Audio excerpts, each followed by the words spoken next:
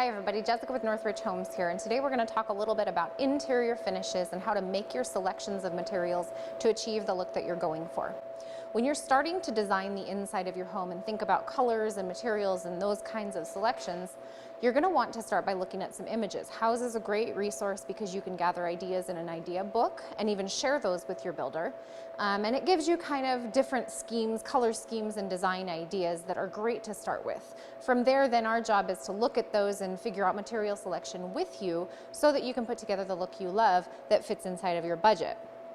When you're making those selections, oftentimes people end up starting kind of from the opposite end that they should, because most of us don't know where to begin. It's easy to look at something and think, oh, I love that countertop or that paint color is awesome, but really where we want to start is at the cabinet level. When you look at a kitchen, you have to build out from the cabinets. So you have to go cabinets, then countertops, your backsplash, and then from there, add the flooring, add the paint color that really brings the whole package together. With cabinets, you have fewer selections in terms of what you can pick. With flooring, for example, you can pick any floor because pretty much any material you can get in almost any design nowadays with the number of products that are out there. But with cabinets, you're a little bit more restricted because you only have a certain number of door styles, a certain number of colors, and a certain number of finishes that you can select.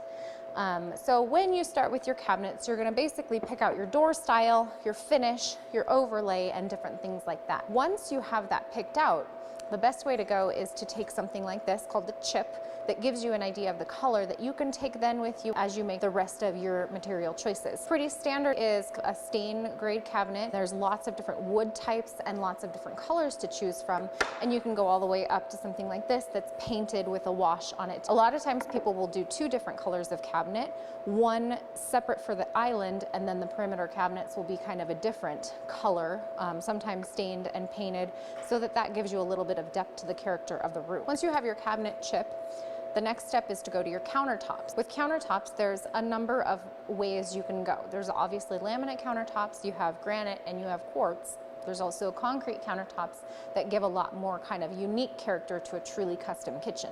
Your standard is going to be either a granite or a quartz countertop, especially in your kitchen, and there's different levels of those materials. So basically just be going to the vendor and looking side by side with your chip from your cabinet company to see what looks right and what kind of achieves the overall look of the house. Then the next step is to move on to looking at tile. So that's going to include your flooring tile and especially your backsplashes. You'll basically go to the tile supplier and kind of look at colors next to each other, make your selections for the different areas.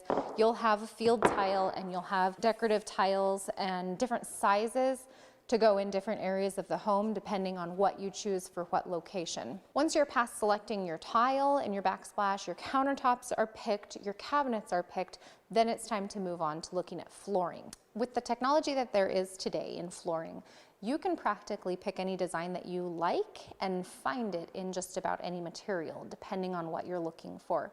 You can go with wood grain looks, you can go with tile looks in, even something that's a rubber waterproof tile that looks like wood.